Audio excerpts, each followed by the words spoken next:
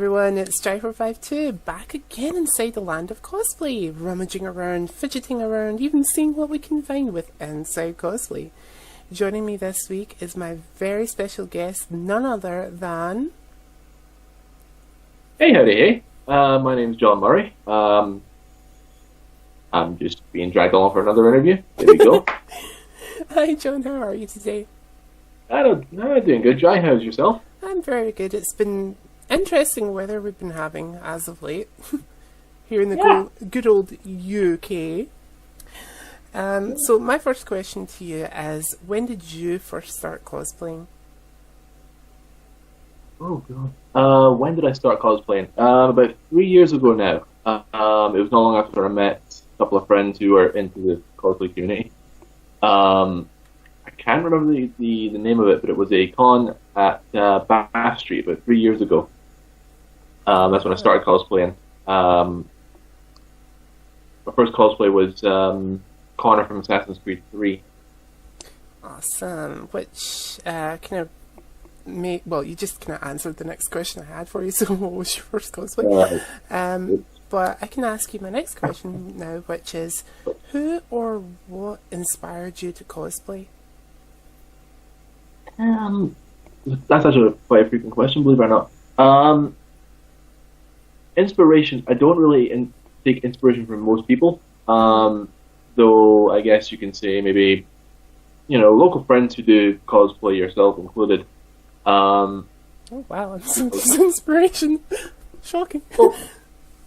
Oh, come on, I'm giving you some sort of credit, aren't I? Inspirations that I get are mostly from friends who started cosplaying way before I even so much as even pondered the idea. So my inspirations come from the people who are around me, really. Mm-hmm. So there. So when it comes to people who inspire you, I know I don't really get the chance to cosplay a lot. Because, Jai gets sent off various places and I have to do various things. But who are some of the other people that inspire you that are close to you? Do they still cosplay to this day, or have some of them kind of taken a step back and kind of said, right, well, I've hit a certain age, so I'm going to give up cosplaying kind of thing? My best friend still cosplays. Quick little cheap plug, Dark Justice Cosplay on Facebook. There you go, John. I plugged you for him. He's the only one. Well, actually, I've got a couple of friends who still cosplay. One or two have stepped back due to life issues and what have you, and I'm not, in that place to say. But yeah, the majority of my friend circle still cosplay. Awesome. What has been the most... What has been the most challenging cosplay that you've ever done to date, both from the making of the costume and the acting behind the costume? Because what a lot of people may not realise to begin with when it comes to cosplay is when you do a specific cosplay, you also kind of need to take on the character traits of the person you're cosplaying. For instance, if you're cosplaying as Batman, you have to be very broody and out of costume you could be the most bubbly, talkative individual in the world. But you need to remember, if you're cosplaying as that character, you're representing that character. You have to become that character. So let's start with the acting side. To date, what has been the most challenging cosplay that you've done so far? As opposed to in character, the most challenging one is my Hank McCoy cosplay, Beast from X-Men 3. I've seen that on your Instagram, which, oh my god, I love it. Absolutely love it. Beast, challenging in can't speak today apparently. When it comes to in character, Beast, both making the cosplay and staying in character, is probably the most challenging one. The cosplay I did beforehand was Logan, and there's not much difference between him and me. We're both kind of sour-faced people. But yeah, Beast was probably the most challenging one to date. What was it specifically that was found? Whatever. See, now I can't speak. What was it specifically that was challenging about Beast from an acting standpoint? Is it because he's so would it be because he's like at the opposite end of the spectrum from yourself, or was it because you were playing a character that's very difficult to get into? Give us the story behind that. Beast, from a character standpoint, is very formal and very well spoken, very, very. What's that word I'm looking for? Not posh. That's the one. Mm-hmm. Which, as any given Scotsman, is not exactly the most given trait we have. Nope.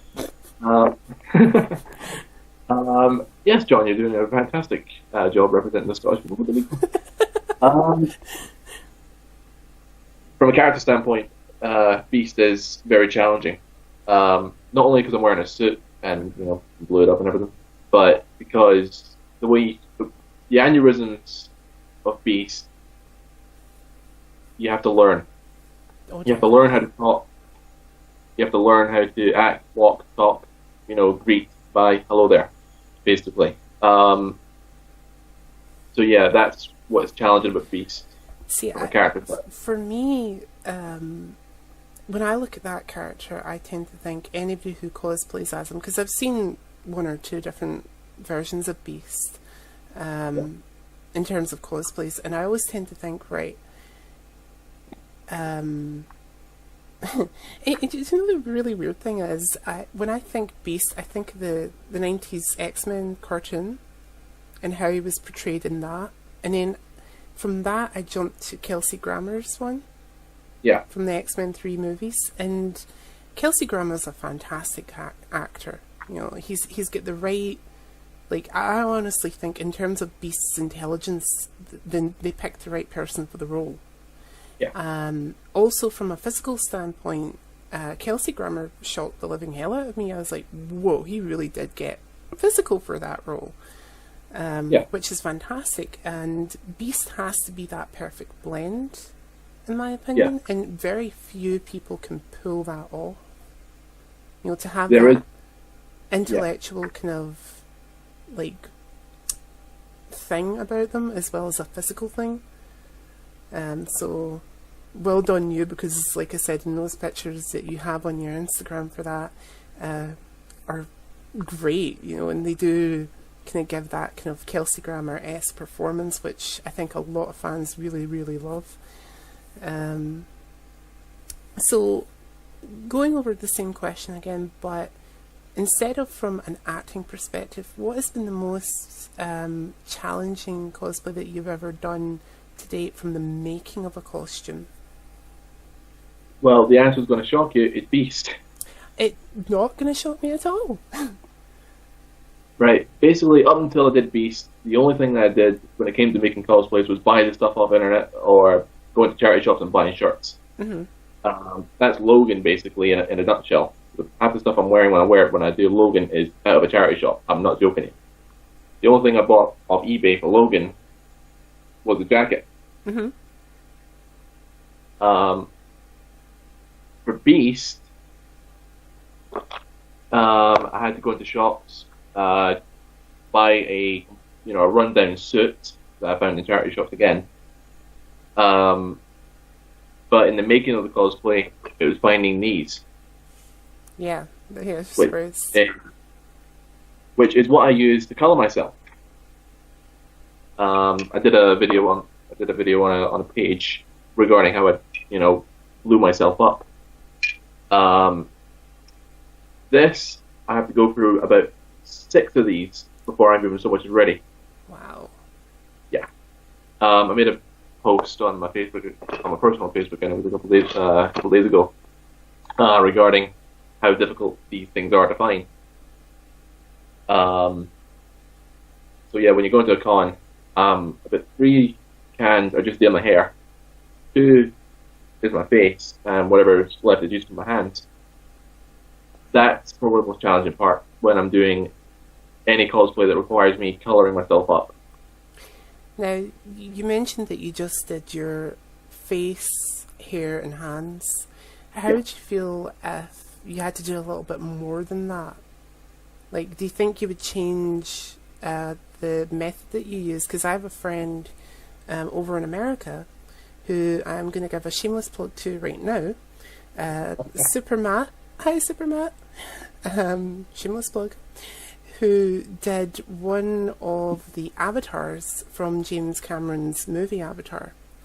And he did full body paint. And Yeah. when I spoke to him, which you can see in his interview because I did ask him about it, Okay. he mentioned to me it took about maybe 5 hours to get fully ready. Yeah. Right.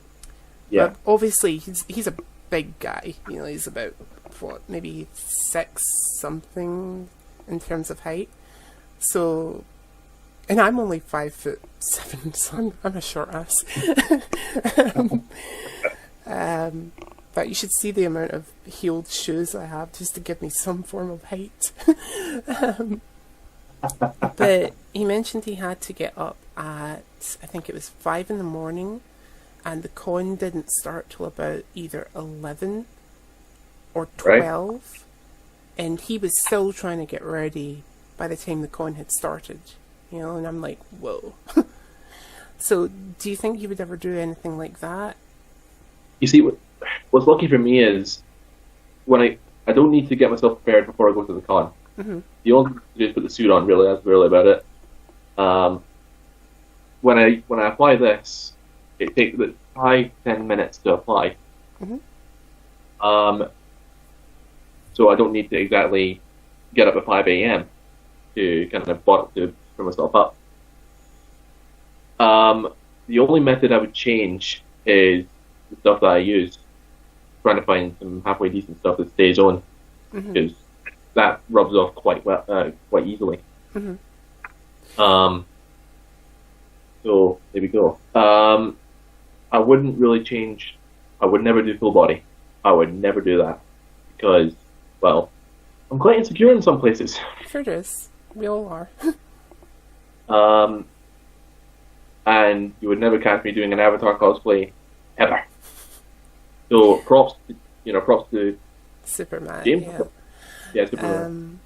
And to anybody who does the Avatar costumes, because in a sense it's like a good way to kind of put it, guys, is if you don't have what's called an airbrush. Now, airbrush is, a lot of cosplayers sing an airbrush's praises because it literally gets you done and dusted really, really quickly.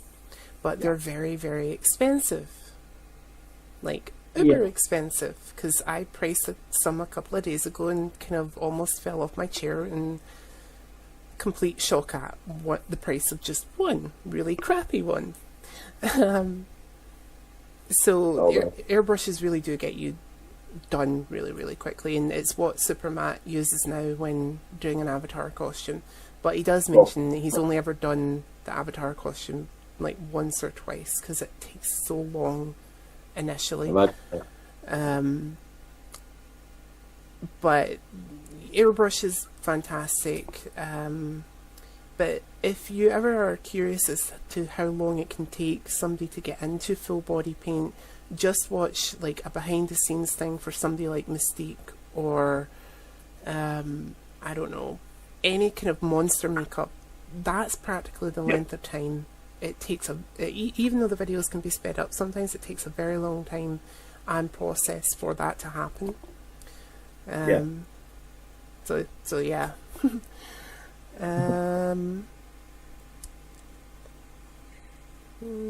Sorry, just reading through my next question. In your opinion, what is the most difficult thing or character to cosplay as, both from the making of a costume and the acting side, both in regards to yourself and somebody who might just be starting in cosplay? So let's start with yourself and say, what do you personally think is one of the more challenging thing or characters to cosplay as from the making of a costume? So fill us in there. The thing is, if you're starting out cosplay and you want to go all out first, I recommend you start small. Mm-hmm. Um, the thing is, what I find is the most difficult people to cosplay as are those with armor. You know, with those who have like, you know, battle armor or any form of armor making. I was just about done doing Connor, and I wanted to cosplay as Iron Man. Mm-hmm. Right, so I fell into this trap very, very earlier on, and to get schematics for Iron Man is really cheap. It's like £5 on eBay, but it's not a 4-hour build. It's, you know, it takes a long time to build. Mm-hmm. So if you're going to cosplay, you can nail the character down all you like, but you still need to put in the time, the effort to make the armor. So if you're going to start cosplaying, I recommend that you just do what I did and many what others did, and just buy someone simple, or make something simple. So in terms of an acting side, what characters do you feel are the most, well, characters or things? Because let's face it, like a character is more of a person, a thing is more of a, I don't know, a big giant bat or something, you know, a dragon. What characters or things do you feel are the most difficult to cosplay as from an acting standpoint, in regards to yourself? What I find challenging when it comes down to acting as a character, Mm-hmm. what I do before I even think of cosplaying as a character, before I even cosplay Logan or Beast or whatever I've done, is that I try to nail down the aneurysms and you know, the characteristics. Being an actor, obviously, that's what I do. Mm-hmm. The more difficult ones, I lost my train of thought there. Sorry, can you repeat the question? I just completely lost it. Okay, in regards to, in your opinion, what are the most difficult things or characters to cosplay as from an acting standpoint in regards to yourself? And then we'll take it and put it in regards to other people. So for you personally, what characters or things do you feel are the most difficult to cosplay as from the acting side? Right. From an acting side, anything that resorts in non-human. Mm-hmm. From an acting side, you know, being an actor, you need to take yourself out and put your what skills as an actor into the character. So, say for example, someone wanted to cosplay as looking around here for an example, Predator, for example, right? Not only do you need to find the aneurysms and the characteristics of said Predator, Yes. you need to, you know, make the same noises that it would, and you have to do that for however long you're at the con for. You know, it could be there for 5 minutes, and your voice will be shot for doing roars and all that stuff. So I find that very difficult. Anything that's non-human verbal or not humanoid. It's funny that you should mention that, because a lot of people say to me when I ask them that question that one thing that they would find most difficult is anything that doesn't have facial expressions. Yeah? So if you have like this really thick mask where you can't see a character's face, they think that's very, very difficult because it negates what we are as humans, you know, like being able to see somebody's facial expressions and change them, whether they're frightening, whether they're not frightening. Well, and the Predator is an interesting one as well, because like, while it's still a human-esque type character, it has no facial features when they have the helmet on, or even when they're in their alien face. Funnily enough though, the last Comic-Con I was at, when I was doing the cosplay masquerade, done up as Poison Ivy, and standing between the Ministry of Magic and the Predator behind me. So I couldn't speak to any of the Ministry of Magic ones because like that was a family unit. So I was like, okay. So I started speaking with the Predator and had a full-blown conversation with the Predator before I walked on. And I can just remember looking at that from like an ordinary person walking past, is to see all these like people dressed up in various costumes, like Ministry of Magic, Spider-Man, blah blah blah, and then to see like a male poison ivy having a conversation with a Predator just casually, you know, and I was like, oh my god, that must have been, you know, like really an interesting thing to see. I've had that look many a times. And that was at London, not London Film and Comic Con, Glasgow Film and Comic Con. So, so the same questions again. Like in terms of the making of a cosplay, what character or thing would you say would be the most difficult to do in regards to other people? Like, what would you say? Oh, if somebody had said to you, "Oh, I'm thinking about doing blank as a cosplay," yeah. Would you maybe say, "Okay, well, don't do blank because blank you need X, Y, and Z, and it could be very difficult." If someone wants to do a certain cosplay, I don't usually point out the negatives. Mm-hmm. For conversation's sake, if someone says to me, "Hey John, I want to do I want to cosplay as, say, Optimus Prime for Transformers One," right? I would probably say something upon the lines of, "Well, first off, you're not exactly known for armor making cosplays, are you? Well,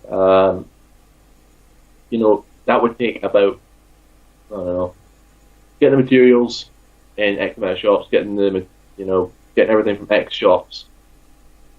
That would take up a lot of money and a lot of time.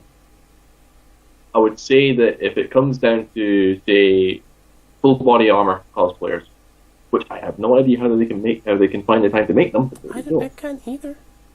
Do you know the funny which thing? is funny. Yeah. Sorry. Do you know the funny thing is, I know a few people who do like full body armored cosplays, and I'm like, how?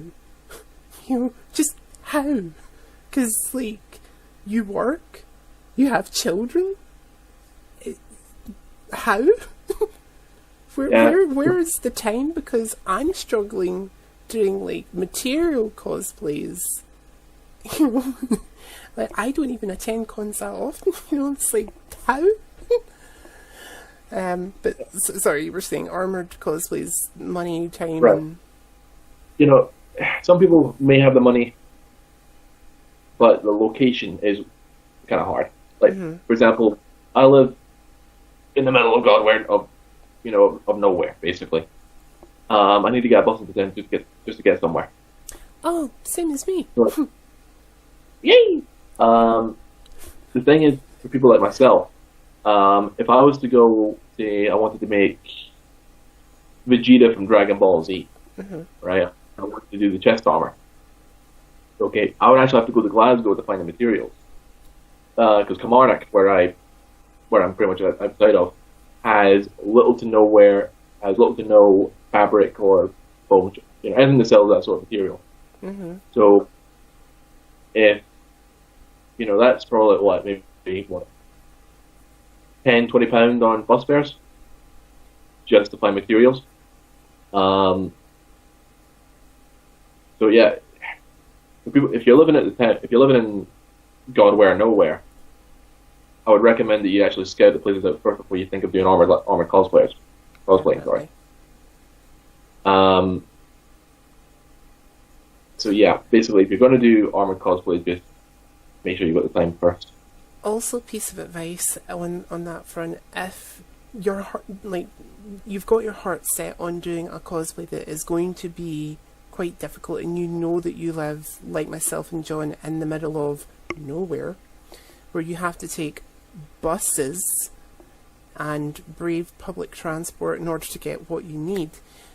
it's always a really, really good idea to make friends with people who live in the area that has the shops that you require. Because I've got a few friends that live up in Glasgow, as I'm sure you have as well, that would be more than willing to head out to a shop and buy what I need, and I can give them the money for it if I haven't already, kind of thing, and hold on to it or send it to me. So that is also a very big tip, guys. If you've got your heart set on a certain type of cosplay and you need certain materials, but you live far away from the shops that you require, make friends with people who live in that area that can help you out, or that would be willing to help you out. Yeah. Also, keep in mind it might be an idea to get them a little something nice, just to say thank you. Yeah, So the same question again, except this time in regards of an acting side. Like, what is a character or thing that you maybe would advise somebody not do because of the type of character or thing that it is? I would say don't take any cosplays that are controversial. Mm-hmm. Can't say that word a lot. Yeah. If you can act as the character, then go for it. You know, by all means, have a nice day, repeat it. But if you do cosplay as someone, if you got your heart set on a cosplay that is completely, then you need to really study the character. You need to study, you know, the aneurysms and stuff like that, like I said previously. Which one is, like, for an example for us, what would you consider a controversial cosplay at this moment in time? Well, people will actually might laugh at this, and this is probably the pun intended, but the Joker, believe it or not. That's right. fair. Right, the Joker. You know, I see hundreds of people cosplaying as him, but no one, in my opinion, dares study the character. They do not act like him due to the fact that he's not exactly in the, you know, public speaking sort of person. He's not exactly very sane. I remember a story not too long ago. Someone wanted to cosplay as Jerome from Gotham. Oh, that'd be awesome. There's a huge fan of his. Now, in my opinion, there's a huge difference between Jerome and the Joker. Jerome is completely unhinged. I think it depends where you see it, but I'll go with that. Within the story that he's given, he is quite, you know, loopy. Right? You can call it controlled chaos all you like, but it's still chaos. Back to kind of reel myself back into the question, I would say don't cosplay as someone who you would say is, who people would say as, yeah, no. Because obviously, you know. Very Scottish term there, guys. Yeah, that's probably the only time you're going to hear my accent. I've got billions of the ones up here. Which is actually pretty good for acting. There we go. So yeah, just try not to go for someone that's controversial. If you can't act the part.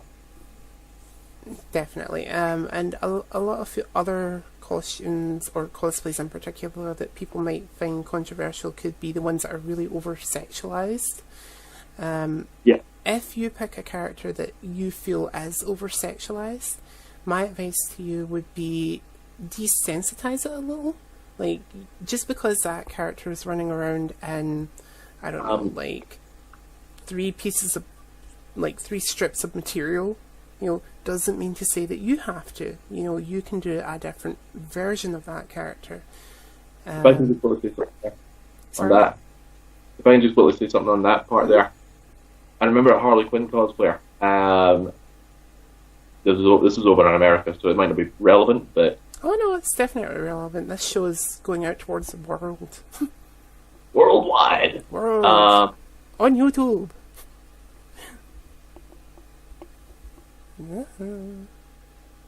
We'll be right back, guys. Right, what was the question? So this is going out worldwide. think we were just kind of like about to move on to the next questions, which is there are two types of Comic-Con which we can go to throughout the year here in the UK. There's our big once-a-year ones, which is your MCMs, your Glasgow Film and Comic-Cons, or your Edinburgh Film and Comic-Cons, or wherever you're from. And then there's the smaller, more local ones that happen every 2-3 months kind of thing. Okay. Out of those two, which is your kind of favoured one? Like, which one do you prefer going to the most? You see, I do actually prefer going to the bigger ones, which is like MCM, Glasgow Film Comic Con, what have you. You know, that's where everybody, you know, brings out their best work. Well, that and everyone brings out their best work, you know. So, if we're going back to the inspiration thing again, that is again another thing that kind of inspires me. Give it down my mind there. But I do also like going to the smaller ones, as they're not exactly very that much expensive. You know, they're not that. You know, they're not that wide when it comes to money. Yeah, I've been to a few of the smaller ones in Glasgow before, and it was so refreshing, like getting to Glasgow and having to pay X amount of money, which I will not say because I want Stagecoach to still be ferrying me places. But it was so refreshing to like get to the door of the Comic-Con and only having to pay like less than £1 or £1, or $1 if you're American, or using dollars, I don't know. But it was so refreshing that in particular I was like, oh, I don't have to pay through the nose. But like you, I like the bigger ones as well. So I think you and me are like on a same level when we say that. Like, I think we predominantly like a blend of the two, because it's great to go and see everybody's work paid off at an MCM or Glasgow Film and Comic Con, and to get that big city rush. But a smaller one is more intimate, and you can sit and talk to somebody. I always feel that the bigger ones suffer from what I like to call a New York minute. Yeah, because it can be quite crowded. Well, no, not that. It's just that you get moved on very, very quickly. It's like, oh, right, chat with this person for like a couple of minutes, then they have to go, or you have to go, and it's like move. It's a very rushed atmosphere, always, in my opinion. When you're attending these events, what is the one thing that you're most excited for, and the one thing that either used to or still kind of is on some level the most nerve-wracking? And that can be either a big once-a-year con or a small local con. We won't distinguish between the two. So the one thing that you're most excited for. The obvious answer is MCM. Which is, you know, the big one. Yeah. That's the con that both I'm most excited for. That I'm most excited for and most nervous about. I've only been to 2 MCMs. I want to say 2 MCMs, but my memory's kind of gone, you know, lower than the stock market. But Robin Williams human there for you. But yeah, MCM is the obvious answer. What in particular about MCM is it that is quite nerve-wracking for you? For me, it's the crowd. Right. Now, I've always, a little bit of personal history here, I've always grew up in places that are very, very secluded. Yeah. Very secluded. I've lived on hills most of my bloody life. So obviously there's not a lot of crowds. MCM is a little bit out of my comfort zone when it comes down to people. I'm not known as a people person, if that makes any sense. But for MCM, it's totally worth it. You know, because you're meeting people that you haven't seen all year round. You're meeting new people, making new friends, catch up with some old ones, and all around it's a fantastic atmosphere. Although you do get your, your you do get the drama one. You do get the dramatic people over there. I'm not going to name names because I like my bank account the way it is, and I don't like getting sued. Now you can name the names after we're done. And I'll post a list of them somewhere. I'm only joking. So yeah. When you've been taking part of the MCMs and the Glasgow Film and Comic Cons and the smaller, more intimate Comic Cons, now I know you have done this because you and me met at a small Comic Con event. But Yeah. do you take part in the cosplay competitions, aka the cosplay masquerades? Now, obviously, I know you do because you've done All the it time. at least. Pardon? All the time. Yeah, I know you've Every done time. it at least once, and that was when I met you. When you're taking part in these particular events, what is running through your mind? It's ironic. I like being a part of these cosplay masquerades, but I hate being the center of attention. You would not believe the amount of times any cosplayer has said that to me when I've asked them about that. If I had a damn for every time I heard that, I'd be a multi-millionaire. Exactly. No, but that is what it is. I love being a part of the cosplay contest. I just absolutely hate being in the center of attention. Now, do you think that's part of your own kind of like psyche coming in, like you out of a cosplay going, oh, I really hope that I'm not the center of attention? Or do you think it's more of like you just going, oh my god, I'm the center of attention, I really don't want to be, does somebody else want it? I'll pass it to you like a free cookie. I charge you for that cookie, but there you go. When it comes to being the center of the tension, it's not being the center of attention. Anyone else want to do it? It's more of a okay. I had something in my head there. I don't know what I'm going to say. So, anyways, yeah, this is what I'm cosplaying as. I try to look away from the crowd as much as I can. If anyone saw my performance on MCM last year, you'd probably know that. You'd probably get that. Or any of the smaller cons, I try not to look at the crowd because I hate having X amount of eyes just going right at me. That is absolutely fair. Now, when you've been entered into the cosplay masquerades, have you ever won anything when taking part in them? Twice. And I came third place with my friend Shannon, who we both did an Assassin's Creed cosplay. Mm-hmm. I dug out Connor for one last ride, and that's the last time I'm gonna play that because it's broken basically. Oh. And yeah, things are falling off. The foam's ripping apart. It's beyond that battle damage. It just ripped apart. So there we go. The thing that brought me to the dance was staying away. What was running through your head when you won? Like, what was the thought process? I came third place in that contest. Hang on, I'm taking too much credit. We came third place in that one. Mm-hmm. When I came third place, I was like, wait, what?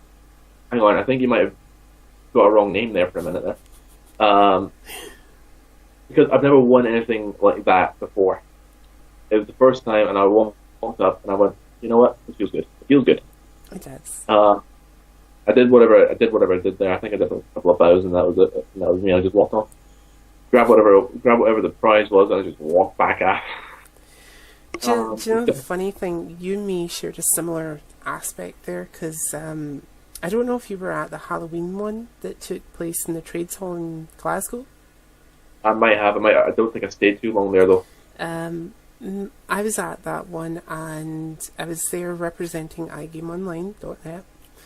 But the night, I knew previous to going to this event that I was going to it, and I knew it was a Halloween themed event, so I was like, okay, I need to make a Halloween costume. I don't really have a crap load of time to make a new costume because it's almost in the month of October.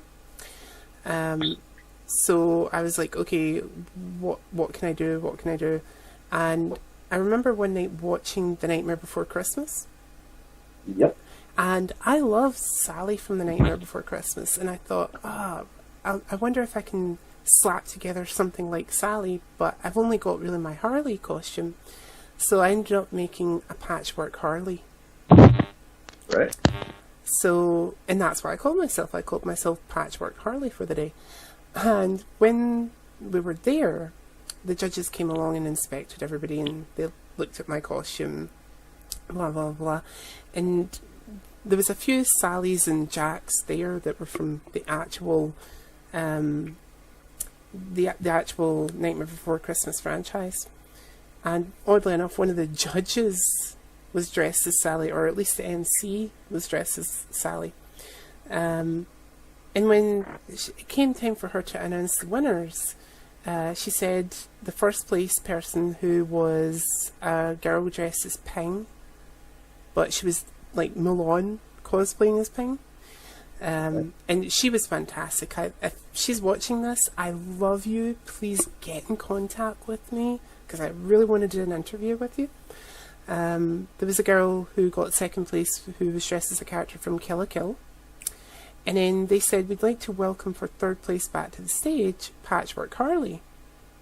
Now, I was with my friend who was doing a zombie version of the Joker at the time, and when they said Patchwork Harley, I'm like, is there another Patchwork Harley here? You know, and I'm looking around, and my friend's like, that's you! Go! Go! And I was like, shit, it is me! No, we can swear on this one now. Yay! Pardon? That says a lot. I think I just realised we can swear on this now. So yay, we. So yeah, I was really really shocked at being called up. So yeah, I know what that's like, and I think you were there for that event when I got called up, or at least at that point. It was something, I'll tell you that. So my next question for you is, in your opinion, what are the best things that a new cosplayer can do when they're getting ready to go to an event like MCM or Glasgow Film and Comic Con or Film and Comic Con? What can people expect to prepare for, or? Well, what do you think are the best things that they can do before going to one of those events, like to prep work to go to an event like that? I would say, well, for me, I stay at my friends every time we go to MCM. So what we do is that we get up early. We get the earliest bus we can to get there to kind of beat the crowd, really. Oh crap! Now I'm giving it my trade secret. No. I would say, pack your gear. Obviously, pack your gear, or if it's wearable, wear it. And if you drive, you're pretty much set there. But if you're taking public transport, like most of us do, just kind of work yourself around public transport. Definitely. That's what myself, that's what Dark Justice does. That's what many of us kind of do. That's kind of the biggest preparation thing we do. Okay. For others, it might be transporting a costume, but that's never been an issue for myself. Now, the same question again, but what are the worst things that somebody can do? Forget parts of the cosplay, sleep in, buy the wrong ticket, appear the day earlier, appear the day later, forget that it's even on, which I've done a few times. Save up all your money, then you spend it the day before, and then you're like, oh crap. But yeah, those are the worst things you can do. Awesome. And I've done pretty much every single one of them. Okay, so my next question for you is an interesting one because it branches off into various different questions. So it's age differences. Now, okay. I'm going to start the question with, I'm going to start this really easily. When I first started cosplaying, I didn't really have much experience, and coming from a place like myself, you'll know where I'm coming from here. Yep. I automatically thought cosplay was a somewhat form of fancy dress. You know, I really didn't know much about it. And when I started to research it, I understood, okay, it's not a form of fancy dress, it's more of a hobby. Yeah. A fancy dress thing is just something you do one time. So I started to look at reference points for age differences in cosplay. And the majority of what I was seeing, there seemed to be a somewhat demographic.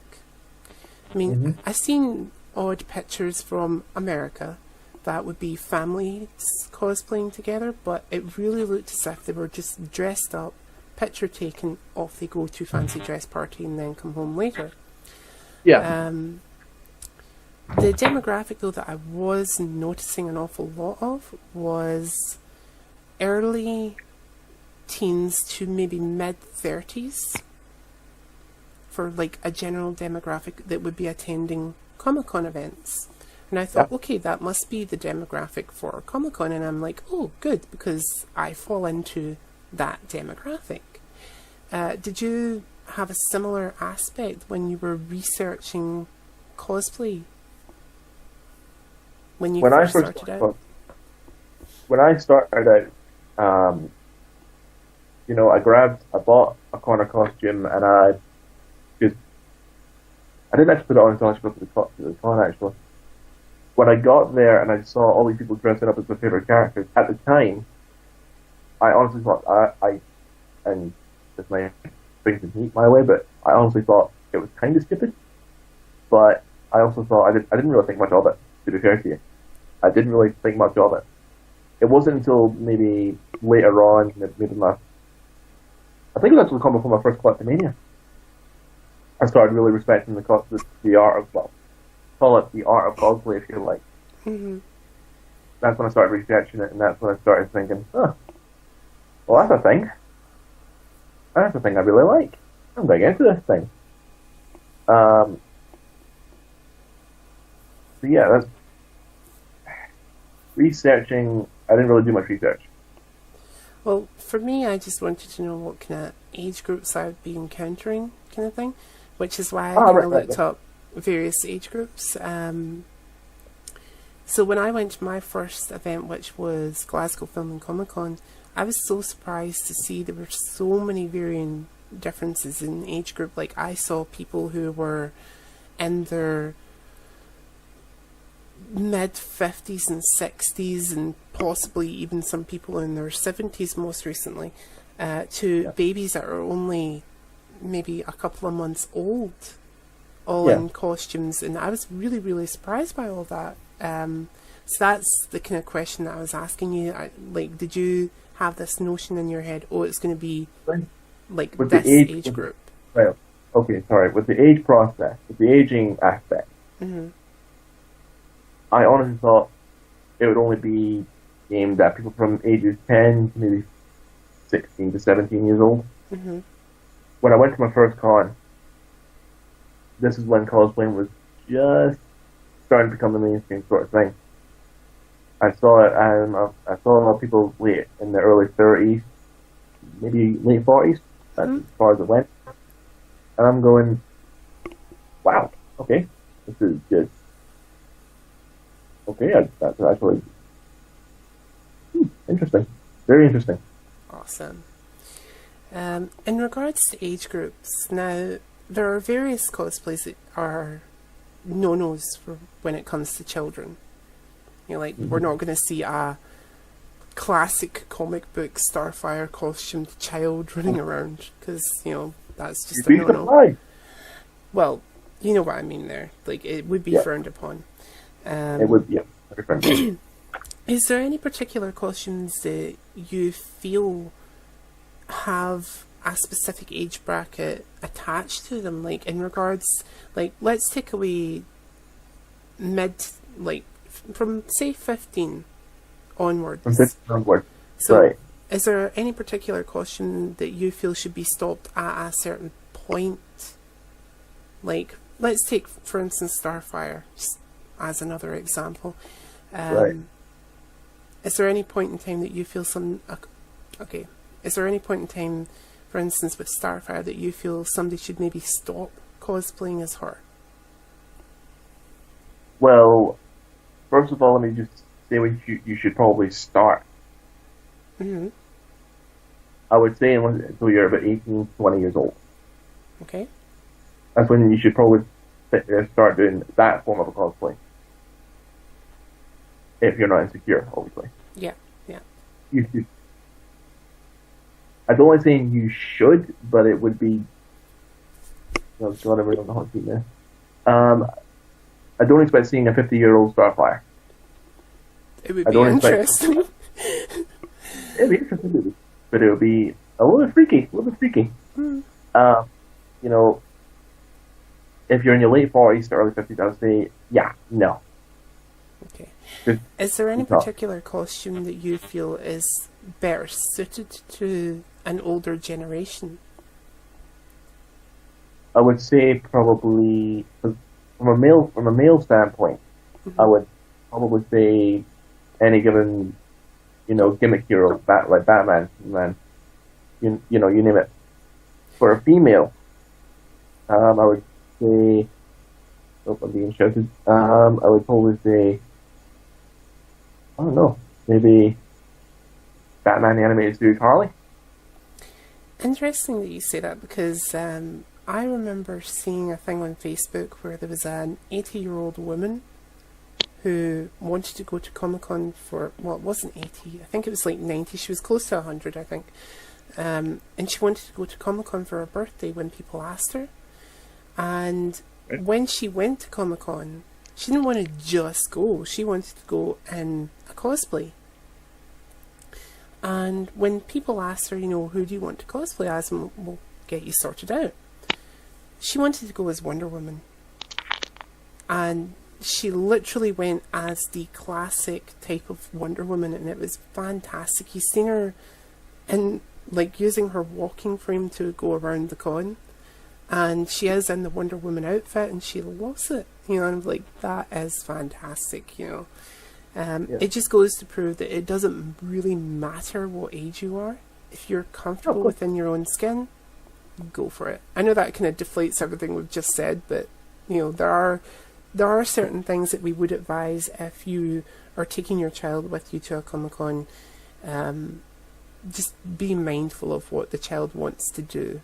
If they want to do a sexy type Harley, you as a parent don't feel comfortable, you do have the control to say, right, well, you want to do Harley, how about we do this version of her? Or whatever, That's a good point, actually, because I do see, young women, not even so much as 12, doing the Suicide Squad version of Harley. Mm-hmm. Right, fishnets and what have you. And I'm just going, out of all the Harleys you could have chosen, that's the one you wanted. Yep. I think that's where parents need to take a little bit of control there and say no. Yeah. Especially to the child. We don't want to stunt their creativity.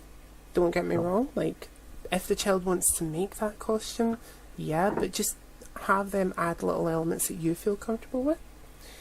And then say to them, right, when you get a little bit older, you can do this costume. A really good method that one of my friends uses, she tells her daughter, okay, we're not going to do underpants Harley. Yeah? Call it a certain thing so that your child knows, okay, not a good idea. Yeah.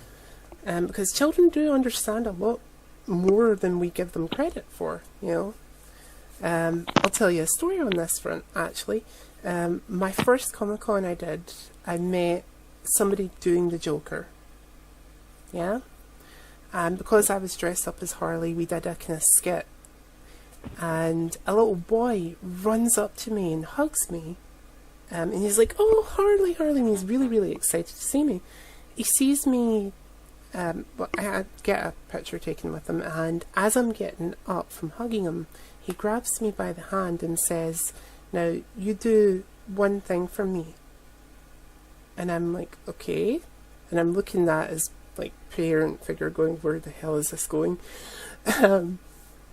And he says to me, don't let if the Joker hurts you, you tell Batman. Now, one, I was so like, oh, at that child, you know, because I was like, oh, he cares, you know.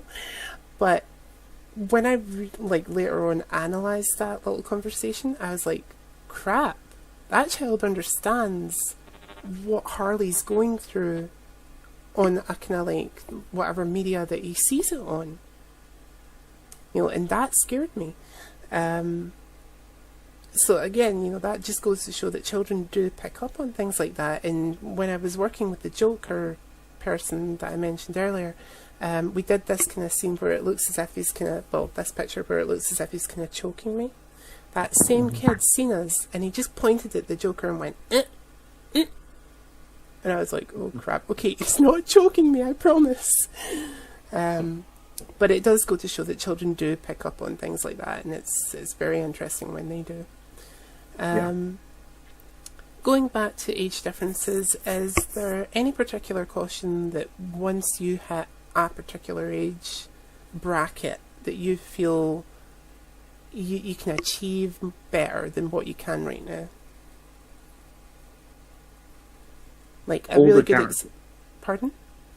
Older characters, if you know, if you want to be like, say, Old Man Logan, you can do whatever face, you can do the whole makeup thing you like, but if you want to really kind of like, I don't know, really look like the character without having the flash makeup on, you have to wait for the good old aging curve to get. You know, you have to wait for the 18 clock to get you there. Yeah. Father Time has to come along and give you a good spanking.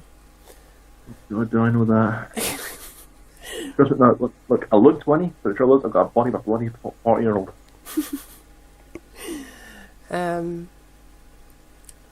Okay, so that is the age differencing.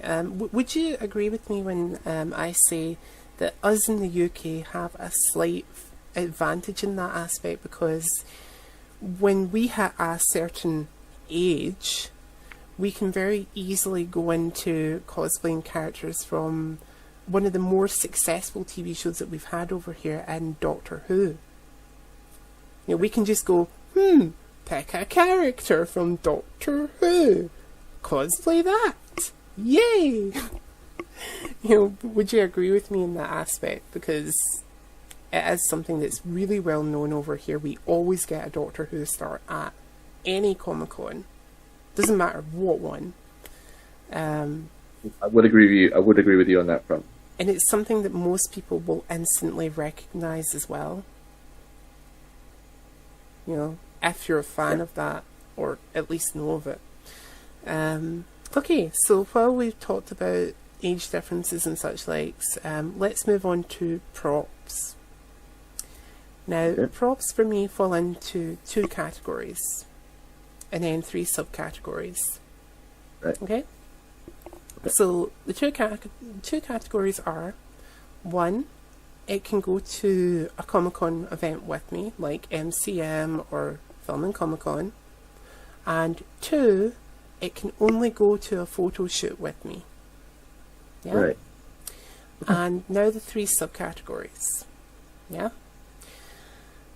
First subcategory is, oh my god, this prop is large, it's going to kill me, and I have to carry it around for 7 hours. Holy shit. Yeah. Part 2, or should I say part 2? Yeah. Is, this prop is medium size, it's not as antagonizing as a bigger prop, but, you know, it's still going to be annoying at the end of 7 hours. And 3 is, oh my god, it's nice and small, it fits in my pocket, and I'm good to go. When you're going to a Comic-Con now, granted this is again something that everybody always says to me, it depends on the costume I'm doing, but depending on the costume you're doing, which out of those 3 sizes of props, the large, medium and small, are you more inclined to take with you to a Comic-Con event?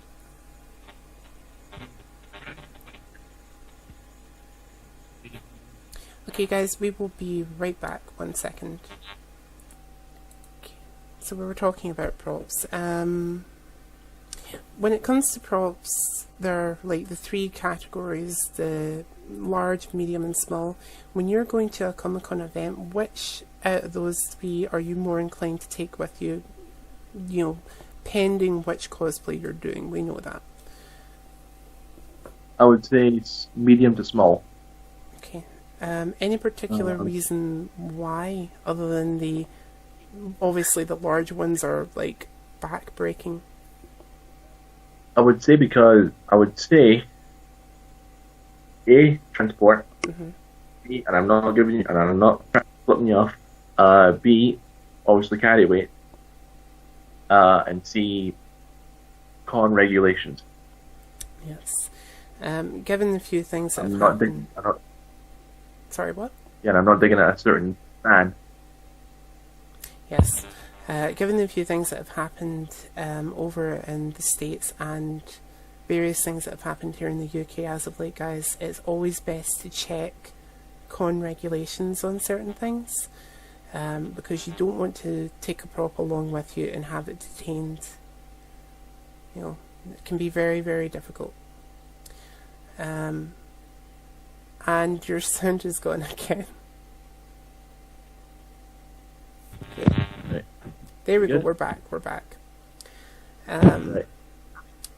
So I've actually got a story about props being detained. go ahead. My friend went to me and my friend went to the con about a month or two now, and he went as a Punisher. Right. Now, due to the prop ban, thanks, you know, not better at all, yeah. My friend got stopped 3 times. Now, the con failed to advertise itself outside of the general area where it was. It was in the Brayhead Arena, right? I was in Brayhead, right? But no one knew it was there for some weird reason, right? We get changed in the male's toilet, as we always do. I was spraying myself up. He got his gear on, got his guns on, and started walking towards the con. Security had to go and he had to tell people, no, this is a convention, it's no real guns. Security caught us 3 times. 1, because someone called the cops. 2, because they wanted to check if there was real guns. And the 3rd time was to calm people down that there was no threat. The cops were actually called to our location. They didn't arrive because it was debunked, but they were called. Crazy.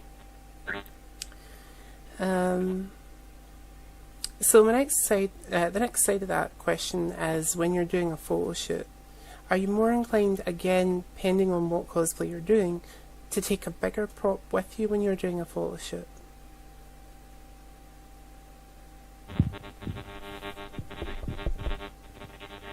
Sound.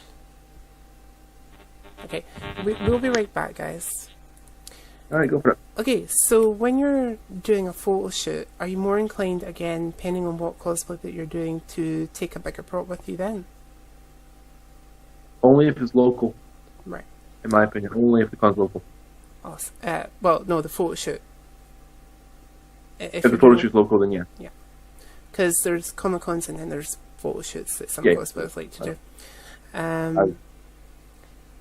What has cosplay opened up for you as an individual? Like, have you gained anything from doing a cosplay, but it's something that you can do away from actually being in costume? It's raised my confidence up a little bit. Well, a lot, actually. Awesome. It's opened up a lot of doors for photo shoots, for acting, which is what I'm getting into. New friendships and stuff like that. That's basically what it's opened up for me. Great. So my next question for you is, what 3 cosplays will we be seeing you? Something that you're working on for later in the year, or towards the end of the year. That last one is like a maybe costume that we might see you in towards the end of the year. something that you're working on that we might see you in the middle of the year, and who you're going to be at your next Comic-Con event. So let's start with your next Comic-Con event. Who will you be? My next Comic-Con event, I actually don't know. That's fair. But the next Comic-Con appearance that I'm planning on doing is Glasgow Film and Comic-Con, the Film Con. That I'm planning on going as Beast. Awesome. And who is something that we might see you as it's maybe just an idea at the moment? Who are you thinking of for later in the year? I've got three cosplays in the works. Mm-hmm. One is Transformers: The Last Night Megatron. Awesome. Which that's going to be taking about a year to build. The second one is Will-O-the-Wisp it's a wrestling character. Jeff Hardy's one. Yeah, I'm familiar. Basically, if you know who that is, then you know who he is.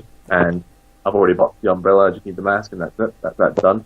Awesome. The third and final one, I was planning on doing Yondu from Guardians of the Galaxy. Mm-hmm. But that involves getting rid of this, and I'm not really too keen on that. Especially if you're going to be doing Will-O-the-Wisp, you kind of need this to do it. Well, yeah, Willow is kind of, well, it's either or. You can be him bald if you like, but you have to have rope. You'll have to have some rope. Yeah. Okay, so before we do the Passover, I would like to ask you, do you have any advice for any cosplayers who are just starting out and maybe don't necessarily know what to do when it comes to cosplay? Or where to start, I should say. I would say, if you get into cosplay. Okay, we lost your sound again there for a second, so can you just repeat that for me, please? If you are getting into cosplay, I would recommend that you would do a character that you love. Mm-hmm. Do characters that you have got some form of attachment to. Start off small, buy a costume off eBay. That's what I did. Mm-hmm. That's what many of us always. If you are skilled enough, make your first cosplay. What have you? But I would recommend start off, for God's sake, because your bank account will absolutely despise you if you don't. Definitely. And on that front, if you do know people that can sew and you can't personally sew, seek these people out for help, because you can always give them credit, kind of thing. I have a Harley Quinn classic type jacket that I use that I had handmade, and I always give the person who made it credit. I love her to death. She's fantastic. But in the meantime, before we completely pass over to John and he can tell us where we can follow him on social media where we want, kind of thing, I would like to tell you guys, if you for some reason want to hear more from me, for whatever reason, I don't know, maybe you like the sound of my shrilled voice, whatever, you can catch up with me on various forms of social media, but the best place to get hold of me is on this lovely website, iGameOnline.net, which is a free sign up. We are on Facebook and YouTube, so you can catch up with me there. But if you would like to catch up with more of what John is doing, you can. But don't forget, you can leave us both a comment in the comment section. I think it's like down there. Do you see it, John? There's the comment section. Leave us a comment, and both myself and John will do what we can to get back to you as soon as possible. But also don't forget to tickle that thumb button, because we love our thumbs as well on this video, and subscribe to my channel for more gaming content, as well as Inside Cosplays and a new series that will be starting, hopefully, if it hasn't already. So John, where can we get a hold of you if we have any further questions or queries? Well, if you want to get in touch with me, which I don't know why, but there we go, you can find me on two of my Facebook pages. One, Generation Online Productions. That's where my acting side comes in. I also do show my cosplays on that page. Or if you want cosplay only, my second Facebook page is Insaiyan Cosplay. Awesome. For other social medias, again, Instagram, Insaiyan Cosplay.